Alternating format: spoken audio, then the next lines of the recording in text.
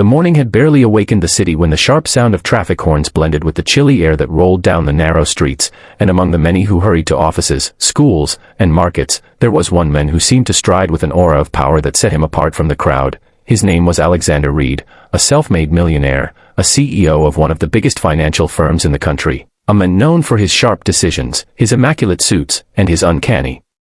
ability to turn almost anything into gold. Yet behind that polished exterior lay a mind that often pondered the real meaning of wealth, the true measure of humanity, and the value of compassion. And on that particular day, as he walked down the frosted sidewalk with his leather briefcase swinging at his side, he noticed something that made him pause in his tracks: a young girl sitting on the edge of the pavement near a bus shelter, her coat oversized and tattered, her dress wrinkled and torn,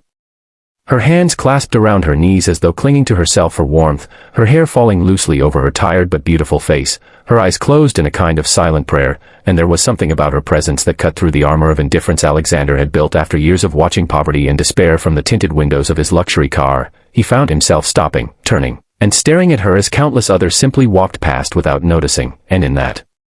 very moment he felt the stirring of an idea, one that would not only test her but also test him, because for years he had wondered whether kindness could survive in the face of temptation, whether honesty could exist when offered a chance to take everything, whether the human spirit could still choose dignity over greed. And the thought came to him as clearly as if it had been whispered by the morning wind. He would give her something that could change her life instantly, not just a handful of bills, not just a meal, but something so powerful it could buy her the entire street if she wanted. His very own black credit card, a card with no spending limit, a card that opened doors to wealth and privilege, and he would see what she did with it, whether she would run away and disappear into indulgence, or whether she would reveal a character stronger than circumstances. Bending down, Alexander reached into his inner pocket and pulled out the sleek, weighty card, holding it between his fingers as if holding destiny itself, and with a calm but firm voice he said, "Take this, use it for whatever you truly need, and I'll be watching, not to judge, but to understand who you are." And for a moment the girl, whose name was Emily though he did not yet know it, opened her eyes slowly, blinking against the brightness of his presence, her brows furrowed in confusion as she saw the gleaming card extended toward her, her lips parting but no words coming out, for she was too stunned to comprehend why a man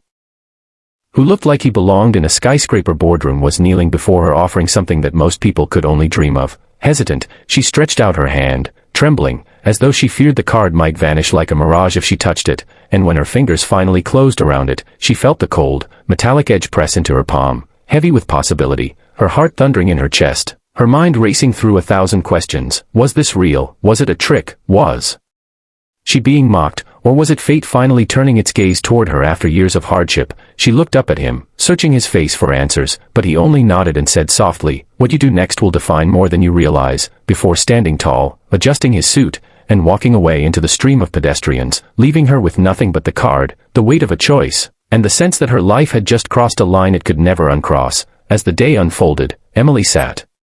still for a long while, her fingers tightening around the card, her mind torn between disbelief and temptation, between the fear of betrayal and the hunger for survival, remembering nights she had gone to sleep on empty stomach, mornings she had been chased away from store entrances, afternoons she had endured stares of pity or disgust, and now here she was with a piece of plastic that could open any door, buy any meal, fill any void. Yet she wondered, what if she abused it? What if she lost